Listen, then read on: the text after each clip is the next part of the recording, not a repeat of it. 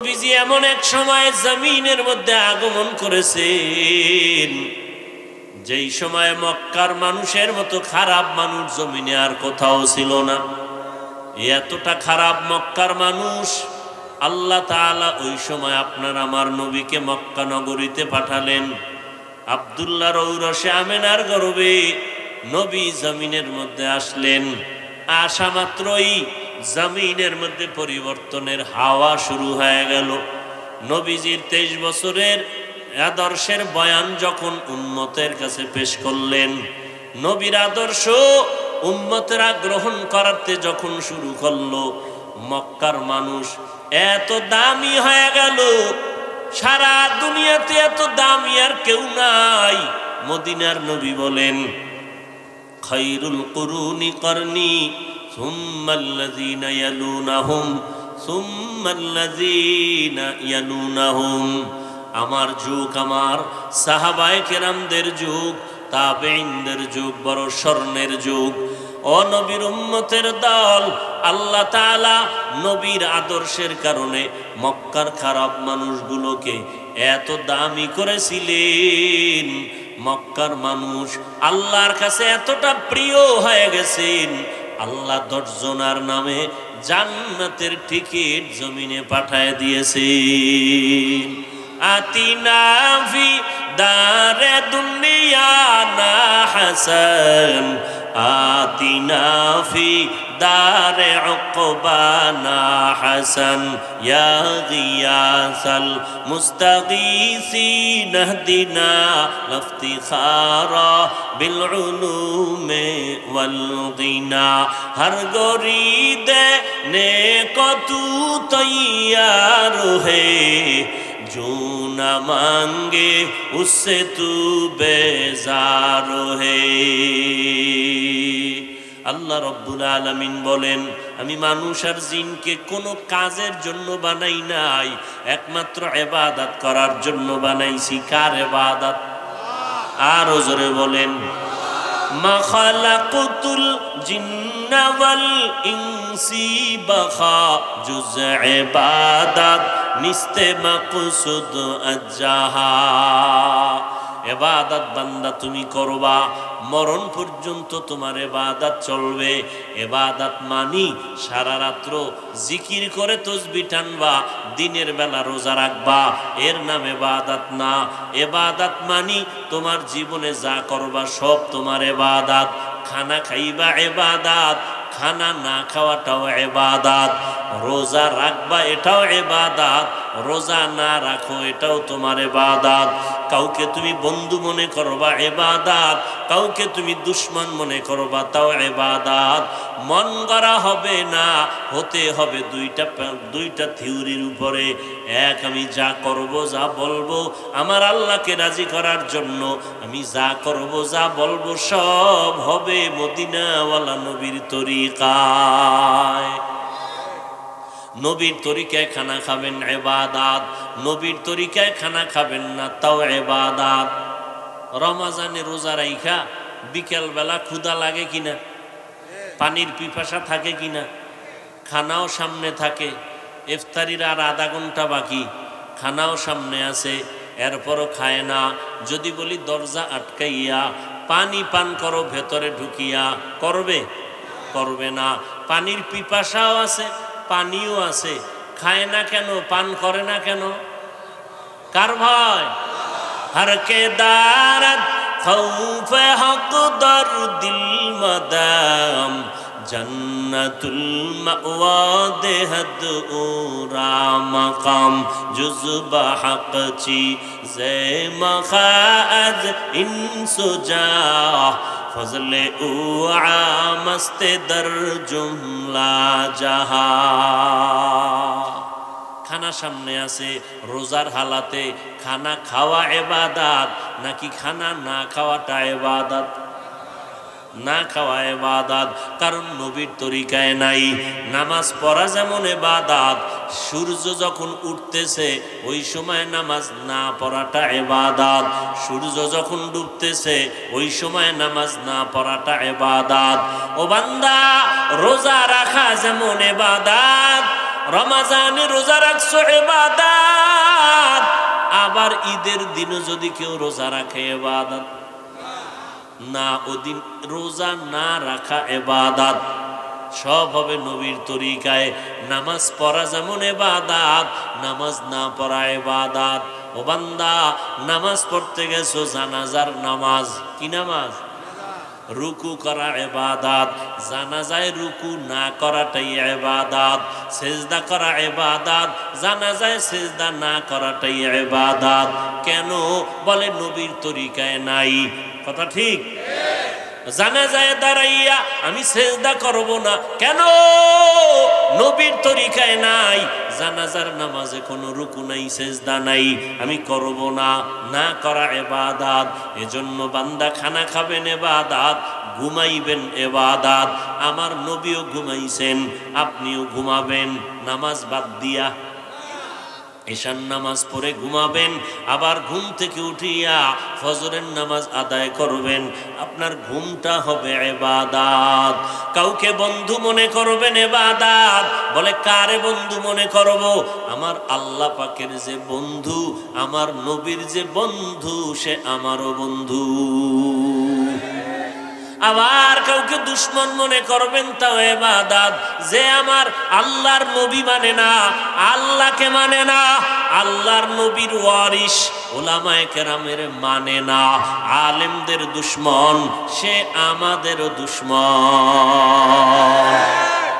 কারণ আলিমের মাধ্যমে আল্লাহকে চিনলাম, কোরআন শিখলাম, হাদিস শিখলাম।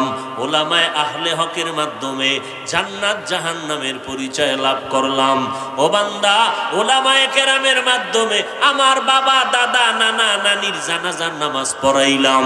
আমার মা বাবার বিবাহের বাস্তবতা, শুদ্ধতায়, সহি তরিকায় আসলো আলেমদের মাধ্যমে। অতএব যারা আলেমকে মানবে না, তারা নবীকে মানলো না। যারা নবীকে মানলো না, তারা আল্লাহকে মানলো না। যারা আল্লাহকে মানলো না, তারা আমাদের বন্ধু হতে পারে না। এরে নবীর উম্মতের দল, এই দুনিয়াতে নবী আর আসবেন না, নবীকে আর আমরা দেখতে পাবো না। নবীর তরিকা আমাদের সামনে পেশ করবেন উলামায়ে কেরাম। আলেমরা হাতে কোরআন নিয়ে, হাদিস নিয়ে উম্মতের বুঝাইবেন। অতএব আল্লাহর নবী বলেন, ও দুনিয়ার উম্মতেরা, উলামায়ে কেরামদের পেছনে যাও, আউলিয়ায়ে কেরামদের পেছনে তোমরা সময় লাগাও। যদি অল্প সময় লাগাইতে পারো, হাকিমুল উম্মত, মুজাদ্দিদুল মিল্লাত শাহ আশরাফ আলী থানভী ফারুকী রহমাতুল্লাহ আলাইহি জীবদ্দশায় বাংলাদেশে যখন আসছিলেন, ওলামাদের মজলিস বসলো, হযরত ইসলাহি বয়ান করলেন। বয়ান শেষে মোনাজাত হলো। আলেম ওলামারা বিভিন্ন প্রশ্ন করলেন। এক সময় প্রশ্ন করে বলেন, হযরত, হাদিস শরীফের মধ্যে আছে, সন্তানেরা যদি মোহাব্বতের নজর লাগাইয়া মা বাবার চেহারা দেখে, বাইতুল্লাহর জিয়ারতের সওয়াব পায়, কবুল হজের সওয়াব পেয়ে যায়। কিন্তু আমরা জানতে চাই, মা বাবার দিয়ে তাকাইলে বাইতুল্লাহ পাওয়া যাবে, কিন্তু আমরা আল্লাহওয়ালা যারা আলেম, আহলে হক, আউলিয়া, ওলি আউলিয়া, এদের দিয়ে তাকাইলে আমরা কি পাবো? হাকিমুল উম্মত, মুজাদ্দিদুল মিল্লাত শাহ আশরাফ আলী থানভী রহমাতুল্লাহ আলাইহি বলেন, এরে দুনিয়ার মানুষ, ওলামায়ে কেরাম, মা বাবার দিকে সন্তান ভালো নিয়তে যদি তাকায়, বাইতুল্লাহরে পায়। আর যদি আলেম ওলামা আহলে হক এদের দিকে নেক নজরে কোনো উম্মত তাকায়, বাইতুল্লাহ পাবে না, বরং বাইতুল্লাহর মালিকের পেয়ে যাবে। আউলিয়ারা কারে উকবা ইখতিয়ার, জাহেলারা কারে দুনিয়া ইখতিয়ার। মাইলে মোমেন সোয়ে মোমেন মিশাওয়াত, মাইলে কাফের সোয়ে। আর আলেম ওলামাদের দিকে তাকাইলে কি পায়? বাইতুল্লাহর মালিকের দর্শন লাভ করতে পারে, বাইতুল্লাহর মালিকের মুলাকাত হয়। তিনি পয়গম্বরের হাদিস দিয়া দলিল দিলেন, ক্বালান নবী সাল্লাল্লাহু আলাইহি ওয়া আলিহি ওয়াসাল্লাম, মান আউলিয়া, নবীকে প্রশ্ন করা হলো আউলিয়া কাকে বলে। নবীজি জবাব দিলেন ইযা রুউ যুকিরাল্লাহ, আউলিয়া ওলি কারা জানোনি? যাদের দিকে নজর দিলে আমার মাওলার কথা স্মরণ হয়।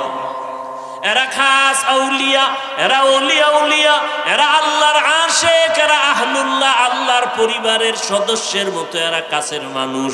এদেরকে আল্লাহ এমন পাওয়ার দান করেন। ক্বালান নবী সাল্লাল্লাহু আলাইহি ওয়া আলিহি ওয়াসাল্লাম ইত্তাকু ফিরাসাতাল মুমিন ফাইন্নাহু ইয়ানজুরু বিনূরিল্লাহ। আল্লাহর নবী বলেন, ও দুনিয়ার মুমিনেরা, আল্লাহর খাস খাস বান্দা জমিনের মধ্যে থাকবে, এদের অন্তরের পাওয়ার এত বিশাল, তোমরা তাদের ব্যাপারে সতর্ক থাইকো। কারণ তারা তোমরা যা দেখো না, ওলিয়া উলিয়ারা তা অনেক কিছু দেখে, নিজের চামড়ার চোখে দেখে না। আল্লাহ তাদেরকে এমন পাওয়ার দেয়, আল্লাহর নূরের আলো দিয়ে তারা অনেক কিছু দেখতে পায়। ওমরে ফারুক রাদিয়াল্লাহু তাআলা আনহু খুতবা দিতেছেন, হঠাৎ করে আওয়াজ দিলেন ইয়া সারিয়া আল জাবাল, ইয়া সারিয়া আল জাবাল, ইয়া সারিয়া আল জাবাল। 100 মাইল দূরে পাহাড়ের পার্শ্বে ডাক দিয়া কয়, এই সারিয়া, পাহাড় পাহাড় পাহাড়, মানে পাহাড়ের ওই পার্শ্বে শত্রু, সতর্ক। সারিয়া 100 মাইল দূর থেকে যখন এই খবর পাইল, কানের মধ্যে আওয়াজ আসলো, সতর্ক হয়ে গেল। সারিয়াকে জিজ্ঞাসা করা হলো, ওমরের কণ্ঠের আওয়াজ তুমি শুনছিলা নাকি? বলে কাছে বৈশা বললে যে আওয়াজ পাই, মদিনাতুল মুনাওয়ারা থেকে আওয়াজ দিছে, আমি সে আওয়াজ কানে শুনতে পেয়েছি। আউলিয়ারা কারে উকবা ইখতিয়ার, জাহেলারা কারে দুনিয়া ইখতিয়ার। এই পাওয়ার আল্লাহ সবাইকে দান করেন না, এই পাওয়ার আল্লাহ তার বিশেষ বান্দাদের মধ্যে দান করেন। যেই বান্দাগুলো মুরাকাবা মুজাহাদা করতে করতে করতে করতে আল্লাহর দিকে অগ্রসর হয়, আল্লাহর মোহাব্বত এত অন্তরের মধ্যে জমা হয়ে যায়, বান্দা এখন আল্লাহকে ছাড়া কিছুই চিন্তা করে না। সাদাকাল্লাহু মাওলানাল আযীম ওয়া সাদাকা রাসূলুহুন নবিয়্যুল উম্মিয়্যুল কারীম ওয়া নাহনু আলা যালিকা মিনাশ শাহিদিনা ওয়াশ শাকিরিনা ওয়াজ যাকিরিন والحمد لله رب العالمين سبحانك لا علم لنا إلا ما علمتنا إنك أنت العليم الحكيم رب اشرح لي صدري ويسر لي أمري واحلل عقدة من لساني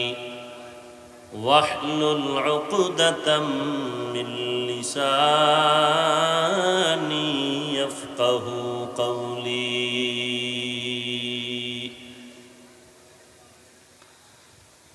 मैं दूर हो मजबूर हो ऐ सैयद आलम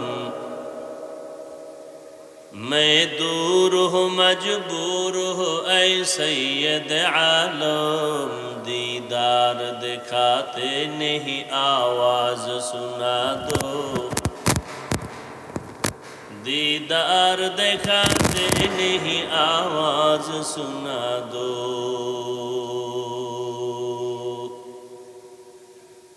मैं सूरत यूसुफ को नहीं चाहने वाला मैं सूरत यूसुफ को नहीं चाहने वाला मैं कैस के मानंद नहीं आशिक लैला मैं कैस के मानंद नहीं आशिक लैला मैं आशिक मौला हूँ मेरा इश्क दवाना, मैं आशिक मौला हूँ मेरा इश्क दवाना, ई जुमला जहाँ जिसकी तजल्ली से उजाला, ई जुमला जहाँ जिसकी तजल्ली से उजाला।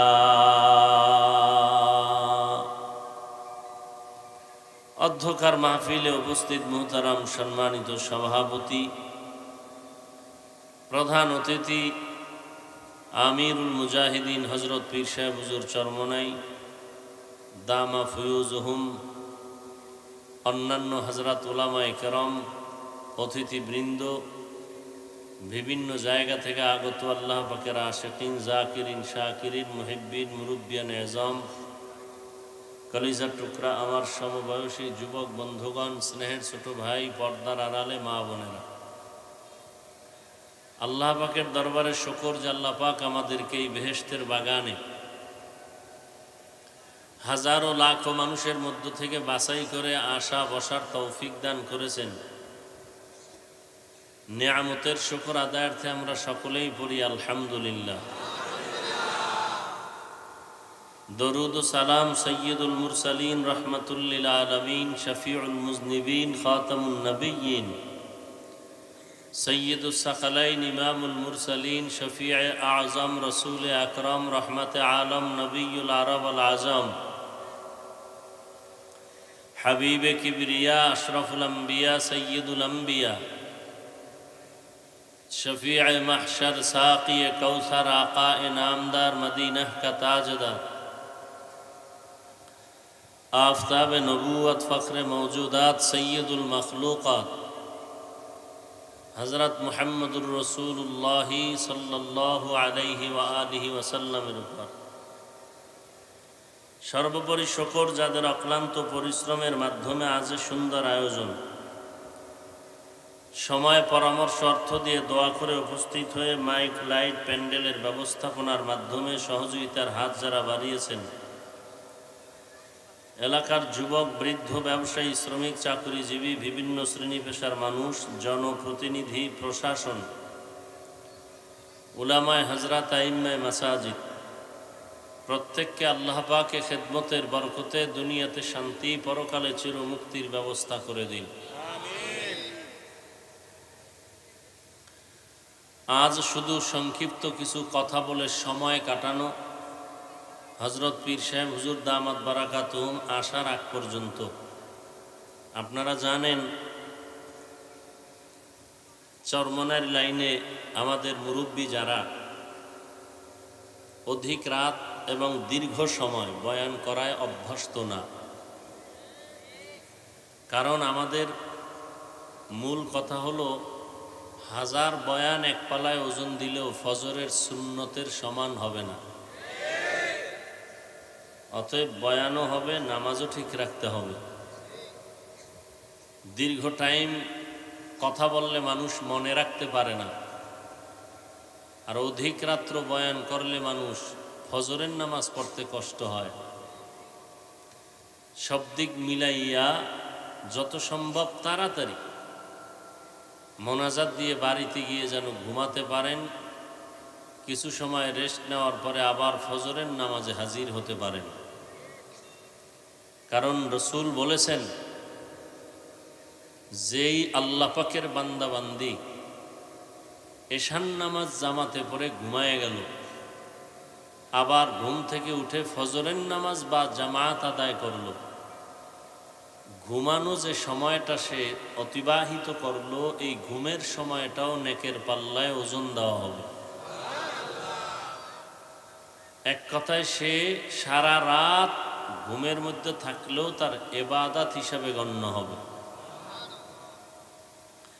আমি ছোট্ট এক টুকরা আয়াতের অংশ পড়েছি, নবীজির হাদিসের একটি অংশ পড়েছি। আল্লাহ বলেন, ওয়ামা খালাকতুল জিন্না ওয়াল ইনসা ইল্লা লিয়াবুদুন, আমি জিন ও ইনসানকে সৃষ্টি করি নাই, হ্যাঁ করেছি একমাত্র ইবাদতের জন্য, যাতে করে তারা ইবাদত করবে। কার? আল্লাহ। নবীজি বলেন, লা তাআতা লি মাখলুকিন ফি মাসিয়াতিল খালিক। আল্লাহকে অসন্তুষ্ট করে পৃথিবীর ভিন্ন কারো আদেশ নিষেধ গ্রহণ করা হারাম। আল্লাহকে বেজার করে দুনিয়ার কারো কথা মানা যাবে, কারণ আল্লাহ আমাকে যা দিয়েছেন আপন হিসেবে এই দেওয়া কেউ দেয় নেই। দুনিয়াতে সব থেকে আমার কাছের মা বাবা, তারাও এমন কিছু দেন নাই যা আমার আল্লাহ দিয়েছেন। বরং অনেক ক্ষেত্রে দেখা যায় আল্লাহর দেওয়া নেয়ামতকে দুনিয়াওয়ালারা ছিনাইয়া নিয়ে গেছেন।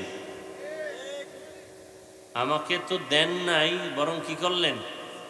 আল্লাহর দেওয়া জিনিস ছিনায় নিছেন। আল্লাহ টাকা দিছেন, ছিনায় নিছেন। আল্লাহ সম্মান দিছেন, হিংসা করেছেন।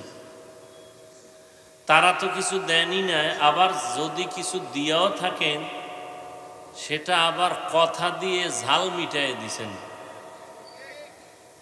যেটাকে আমরা বলি খোটা দেওয়া। আরে তুমি তো আমার টাকা এই করছো, তুমি তো আমার বাড়ি খাইয়া বড় হইছো,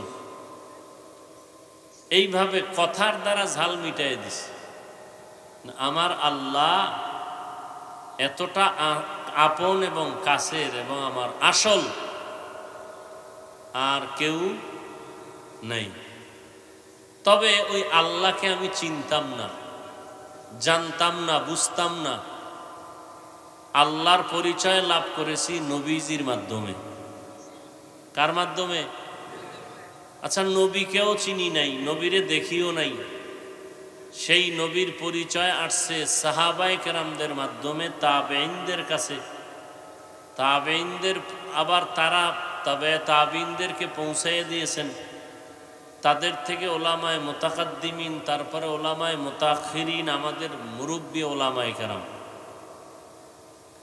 অতএব নবীর মাধ্যমে আল্লাহকে চিনলাম, অতএব নবীও আমার আসল, নবীও আমার আসল। আর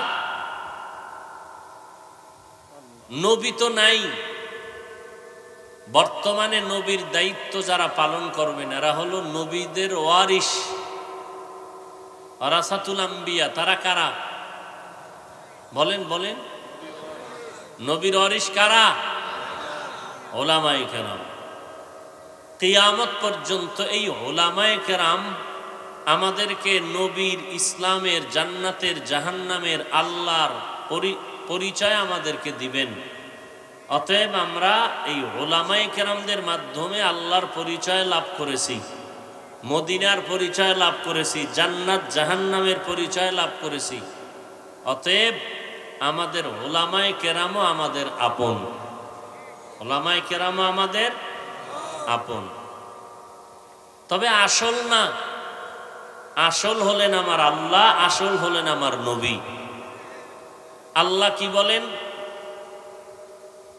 আমি মানুষ এবং জিনকে সৃষ্টি করি নাই। হ্যাঁ, করেছি একমাত্র ইবাদতের জন্য। ইবাদত কি? আল্লাহর বিধান তথা আল্লাহর হুকুম জীবনে বাস্তবায়ন করার নাম ইবাদত। আল্লাহর হুকুম জীবনে বাস্তবায়ন করার নাম ইবাদত। আল্লাহর হুকুম বাস্তবায়ন করব কেন? উদ্দেশ্য কি আমার এই ইবাদতের? লক্ষ্য কি? উদ্দেশ্য একমাত্র রেজায়ে মাওলা, আল্লাহর সন্তুষ্টি লাভ করা, আল্লাহকে খুশি করা। আর লক্ষ্য হলো বিনিময়ে জান্নাত পাবো। উদ্দেশ্য হলো আল্লাহর সাথে আমার মোলাকাত, লক্ষ্য হলো বিনিময়ে পাবো আমি জান্নাত। তাহলে ইবাদত করব কেন? আল্লাহকে রাজি করার জন্য, জান্নাত পাওয়ার আশায়। ইবাদত কোন সিস্টেমে করলে হবে? ইবাদত কিয়ামত পর্যন্ত একটাই নিয়মে ইবাদত হবে, ভিন্ন কোনো নিয়মে নয়, ভিন্ন কোনো নিয়াতে নয়, ভিন্ন কোনো নিয়মে নয়। একমাত্র আল্লাহর ইবাদত হবে মদিনাওয়ালা নবীর তরিকায়। আর কারো তরিকায় ইবাদত করা যাবে? ইবাদত করব আল্লাহর জন্য। কার তরিকায়? নবীর তরিকায় করলে ইবাদত। মানে ইবাদতের সীমানা কতটুকু? ওয়াজের প্যান্ডেল, মাদ্রাসা আর মসজিদ, হ্যাঁ? মানুষের জীবনের শুরু হতে শেষ পর্যন্ত আমার এই জীবন্ত বডি যেখানে যেখানে যাবে সেখানে সেখানে ইবাদত চলবে। পার্লামেন্টে যাবে সেখানে ইবাদত, সচিবালয়ে যাবে সেখানে ইবাদত, অফিস আদালতে যাবে সেখানে ইবাদত, চাকরি করব সেখানে ইবাদত, ব্যবসা করব ইবাদত। দুই সিস্টেম, দুই নিয়ম, এক আল্লাহর জন্য, দ্বিতীয় রসুলের তরিকায়। নবী চাকরি করেছেন, ব্যবসা করেছেন, রাষ্ট্র পরিচালনা করেছেন না?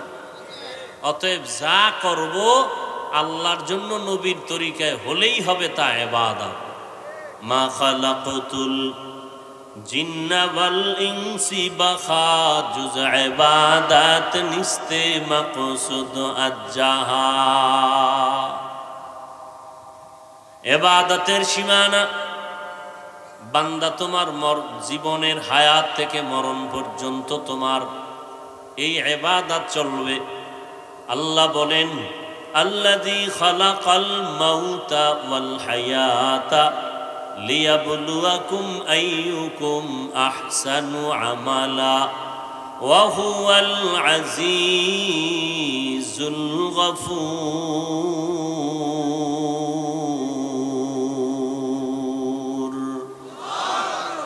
আল্লাহ বলেন আমি জীবন মরণ আর জীবন দিলাম, মাঝখান সময়টা হায়াত দিয়ে পাঠাইলাম পরীক্ষা করে যাচাই করে দেখব কারা উত্তম আমল করো। বেশি আমল না উত্তম আমল? উত্তম ভালো আমল। বেশি আমলের দরকার নাই, ভালো আমলের দরকার। আপনি সারা দিন রাত নামাজ পড়লেন, ওযু নাই, কোনো লাভ হবে? তা আপনি নামাজ পড়লেন মানুষকে দেখানোর জন্য, কোনো লাভ হবে? অতএব ইবাদত হবে অনেক বেশি না ভালো? ভালো। আইয়ুকুম আহসানু আমালা। আল্লাহ বলেন আমি যাচাই করে দেখব, পরীক্ষা করে দেখব কারা তোমরা উত্তম আমল করো। আমল সে জিंदगी बनती है, जन्नत भी जहन्नम भी। अमल से जिंदगी बनती है, जन्नत भी जहन्नम भी। ये खाक फितरत में अपने न नूरी है न नारी। ये खाके अपने फितरत में न नूरी है न नारी। इबादत হবে সারা জিন্দেগি সব জায়গায়। নামাজ পড়ো ইবাদত, রোজা রাখবা ইবাদত, জিকির করো ইবাদত। হতে হবে নবীর তরিকায়, আর কারো তরিকা মানা যাবে? কারণ আমার নবীর আদর্শ এত সুন্দর, এমন সুন্দর আদর্শ আল্লাহ পাক আর কারো জমিনে কারো দ্বারা ব্যবস্থা করেন নাই। আমার নবী যেমন শ্রেষ্ঠ, নবীর 23 বছরের আদর্শ হলো বড় শ্রেষ্ঠ। আমার নবীর মতো যেমন নবী নাই, আমার নবীর আদর্শের মতো আর কোনো আদর্শ। দুনিয়াতে বহু আদর্শের গান শুনলাম, কত আদর্শের স্লোগান। আমরা এক কথায় জানায় দেই, দুনিয়ার সব আদর্শগুলো নাপাক, একমাত্র মদিনাওয়ালা নবীর আদর্শই হলো পাক। ইমামুল আউয়ালিন আল আখিরিন বহর সদকা রহমাতাল লিল আলামিন সাইয়্যিদুল কাউনাইন খাতমুল মুরসালিন আখির আমদ বুদে ফখরুল আউয়ালিন শুদ ওজুদাস রহমাতাল লিল আলামিন মসজিদে উশুদ হামারো এ জমিন। ওগো নবীর উম্মতেরা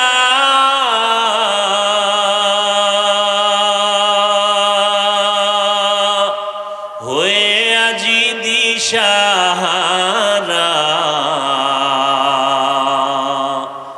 কোরআন হাদিসের চলো যখন যাহা চায় মনে, নবী বিনে কে তারাবে পুলসিরাত মিজানে, নবী বিনে কে তারাবে পুলসিরাত মিজানে। ভাইরা আমার, ডানে বামে সামনে পেছনে সব সময় শুধু আল্লাহর জিকির আর ফিকির চলে। জবান বান্দা ঘুমায় গেলে তার কলবের মধ্যে জিকির চলতে থাকে। ওই মেখল মাদ্রাসা মুফতি ফয়জুল্লাহ রহমাতুল্লাহ আলাই, যাকে মুফতি আজম বলা হয় আমাদের বাংলাদেশে, এত বড় জবরদস্ত মুফতি, এন্তেকালের আগ মুহূর্তে অসুস্থ বিছানায় পড়ে গেলেন। ডাক্তার আসলো, টেটিস্কোপ যন্ত্র কানের মধ্যে নিয়ে বুকের উপরে ধরলো, ধরা মাত্র একটা চিৎকার মেরে জমিনের মধ্যে পড়ে গেল। জিজ্ঞাসা করে হুশে আসার পরে ডাক্তার, তুমি চিৎকার মেরে বেহুশ হয়ে পড়লে কেন? বলে আল্লাহর কসম, আমি এই যন্ত্রটা কানের মধ্যে লাগাইয়া মুফতি ফয়জুল্লাহর সিনার উপরে যখন ধরলাম, হাজার হাজার মানুষ এক জায়গায় বসিয়া আল্লাহর নামের জিকির করলে যে আওয়াজ হয়, তার কলবের মধ্যে সেই জিকিরের আওয়াজ আমি কানে শুনতেছি। জিক্রে হক আমদ গযাই রূহেরা, মরহামামদ ঈদেলে মজরুহেরা। এজন্য দুনিয়াতে সব পাগলের দল, ও কেউ দুনিয়ার পাগল, কেউ আখিরাতের পাগল। এরে নবীর উম্মতের দল, আল্লাহর মুহাব্বত যদি অন্তরে জমা করতে পারো, রিজিকের মালিক আল্লাহ, হায়াতের মালিক আল্লাহ, ইজ্জতের মালিক আল্লাহ, ওই আল্লাহর মুহাব্বত নিয়া দুনিয়াতেও চলো। আল্লাহ ছাড়া আমার আসল কেউ নাই, নবী ছাড়া আমার আপন কেউ নাই। আমি যা করব, যা বলবো সব আমার আল্লাহর জন্য, নবীর তরিকায়। আমার ঠোঁটের হক আদায় করব জিকিরের দ্বারা, আমার হাতের হক আদায় করব আল্লাহর নামের তাসবিহ পড়ার দ্বারা। বান্দা যত আল্লাহকে স্মরণ করবে, তার অন্তরের মধ্যে আল্লাহ কুদরতের মারেফতের পাওয়ার দান করবেন। অতএব আল্লাহ ওলিরা এজন্য বেশি বেশি বেশি বেশি আল্লাহর নামের জিকির করেছেন। আল্লাহর জিকির করব কারণ কি? আল্লাহর যারা পাগল তারাই আল্লাহর জিকির করবে। আল্লাহর জিকির করব না পিশাবের জিকির? আল্লাহর জিকির করো বান্দা। নবী বলেন, তোমার জিহ্বাটা জিকিরের দ্বারা তুমি ভিজাইয়া রাখো, তোমার জবানের মধ্যে জিকির এমন ভাবে চালু করো, আজরাইল যখন আসিয়া তোমার রুহটার উপরে হাত দেওয়া শুরু করবে, তখনও তোমার জিকির চালু হয়ে যাবে। আর জান কবাজের সময় পাবে না, এমন এক হালাত যদি বান্দা তুমি তৈরি করতে চাও, হাঁটতে চলতে উঠতে বসতে সব সময় তুমি আল্লাহর জিকির করো। কার জিকির? আর এই জিকির মন গড়া করলে হবে না। খাঁটি আল্লাহওয়ালারা যেইভাবে জিকির তালিম দিবেন ওইভাবেই জিকির করতে হবে। আমি যখন লা ইলাহা ইল্লাল্লাহ বলবো, আমি লা ইলাহা বলিয়া খেয়াল করব, নাই নাই আমি যত কিছু বলি আছে আছে আছে আছে, কিছুই নাই, সব বাদ, লা মানি নাই। আমি বলি আমার টাকা, আমার বাড়ি, আমার গাড়ি, আমার সব। আল্লাহ কয় না, লা ইলাহা কিছুই নাই, একমাত্র কে আছেন? ইল্লাল্লাহ। আল্লাহ তাআলা ব্যতীত আর কোনো মাবুদ নাই, আমার কোনো মাশুক নাই, আমার কোনো মাহবুব নাই, আমার কোনো রাজ্জাক নাই, আমার কোনো জীবনদাতা নাই, আমার কোনো বিধানদাতা নাই, আমার হায়াতের মালিক নাই, মৌতের মালিক নাই। হ্যাঁ, আছে তিনি একজনকে, লা ইলাহা ইল্লাল্লাহ। আল্লাহওয়ালারা সবক দেন, ইল্লাল্লাহ বলিয়া বামদুদের নিচে কলবের উপরে জোরে ধাক্কা দাও, ইল্লাল্লাহ কলবের মধ্যে জায়গা দাও। দেখবা এক সময় তোমার কলবের আয়না দিয়ে আরশে আজিমের চেহারা দেখা যাবে।